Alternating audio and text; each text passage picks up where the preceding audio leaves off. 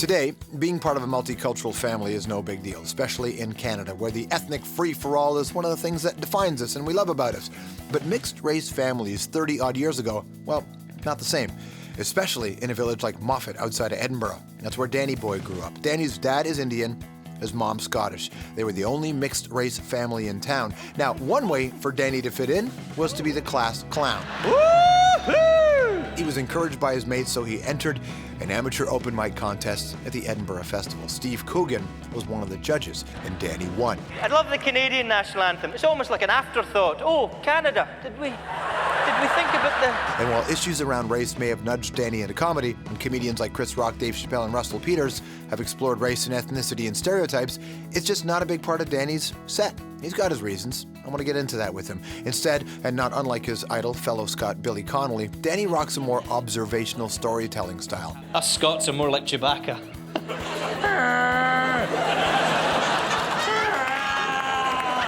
You can see for yourself.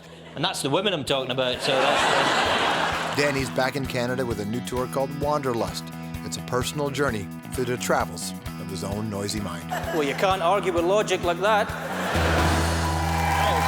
Please welcome back to the show, Danny Bhoy. Okay. Nice to see you again, man. Yeah, welcome back. Thanks. How's things? Oh, I love the couch. It's comfortable, eh? Yeah. Yes. I've always wondered what it's like to be actually in a game of Tetris. This is how it goes. This is how it goes, eh? Just whatever you do, this is how I should have don't sat look down. up. You played Kitchener last night. You still got a Yes. bunch of shows to go. You're midway through another extensive Canadian experience. Yes. Is this like your fourth time in this country now? Yeah, it's the fourth time, yes. I've managed to find the only country in the world colder than Scotland. And, yep, I'll go there. They need comedy.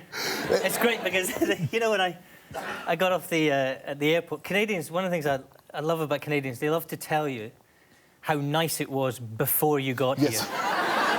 here. It's a weird thing. I don't know why. The guy picked me up in the cab and he was like, he said, "Have you just got here?" I thought, that's a good guess, you know, I'm at arrivals. and then he said, this is what he said, "Oh, that's a shame." I said, "What do you mean?" He said, it's been nice here, but it's shit now. And then, in the most menacing fashion possible, he turns to me and he goes, "There's really no reason for you to be here now." I'm like... Was that a statement on you or just where he was in his head that day? I have no idea, you know? I was just like, why did you send that guy to come and pick me up, you know? We just wanted to get you off on the right foot. Exactly, Well, yeah. how much, I mean, I know the weather in Scotland isn't like this, but it's still dreary for a big part of the time, isn't it? Oh, yeah. I mean, there's conceivably over the winter period, there are people who have ordinary working lives that get up in the dark, they go to work, and they get out of the office and it's dark. Oh, so man. you just don't see sunlight for like 6 months. You want to know how I got into comedy? That's how you did. that kind of thing, yeah, and alcoholism. That also helps, Yeah. doesn't it? There's two things that you're going to get into in Scotland. That's comedy and alcoholism over time. I'm curious about how you start to develop the stories, and here's why. I want to play a clip from when Russell Peters was on our show. We were talking to Russell about how he tackles certain issues. Dave Chappelle, they said used to agonize over racial humor. Do you ever second-guess yourself based on dealing with race? No, I mean, for me, I think I go about it a different way, you know. Dave has a message, and he's a black American, so his experience is very different than mine. Mine is of an immigrant, so mine is watching people, and as opposed to, you know, being in the mix and having some sort of twisted history with these people. It's more of a, look at you guys, looking at me, looking at you, you know? Yeah. So for me, it's a different approach.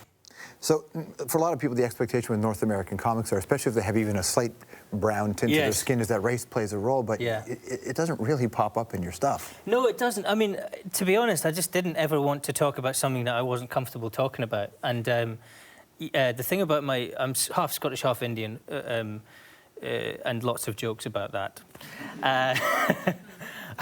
Unlike most Scottish people, I don't get sunburn watching fireworks. Right, there you go. There's one.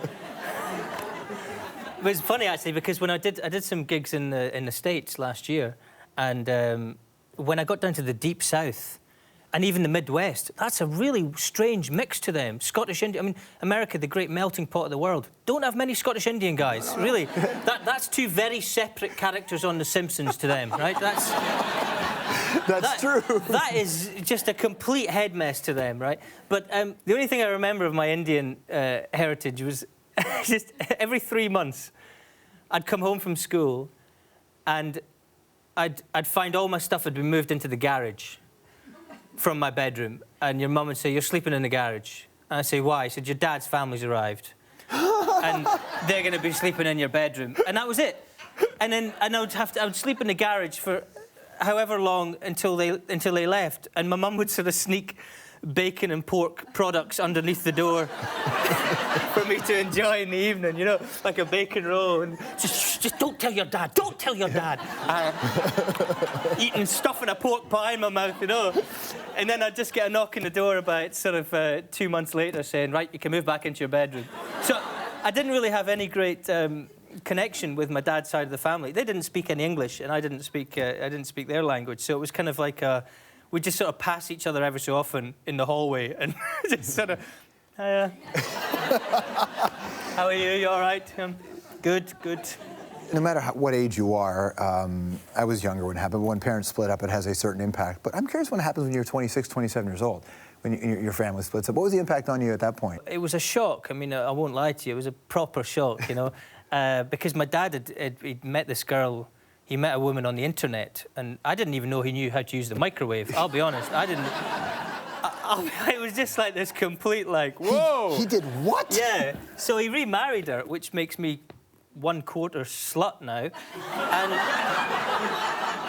And what do? You know, you just got to live with it. You move on. What if it was love for her? She's not a slut. Well, it could be. Can. It could. Well, I don't know. You know, I'm protecting my mother's side. That's what naturally I do. I've never met her, but yeah, it was a bit dramatic and a bit kind of heartbreaking. But because you know, the story up until then was very nice. You know, he'd sort of left his family to come to live in Scotland and marry this white woman, which was very kind of, you know, this is 25 years ago. 30, 40 even years ago, and I remember when I was growing up in Scotland, you know, there was racism. My dad got turned away from the local golf course just because of the colour of his skin. Right. That's not what they told him. They said they didn't allow anyone on the course in just their underpants. But we knew what it was about. We knew what it was about, George. You can read between the lines, my friend. Listen, man, it was just shorts. It was hot out, right?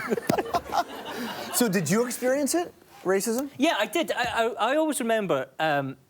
See, the thing about kids is, I don't think kids really identify that this is a different coloured kid. They might sort of go, well, he's brown or he's black and I'm white. But it's not a thing to them until it's sort of explained that this is a thing. And I don't think my teachers helped. Because I remember the first day at school, the teacher said, "This is Danny.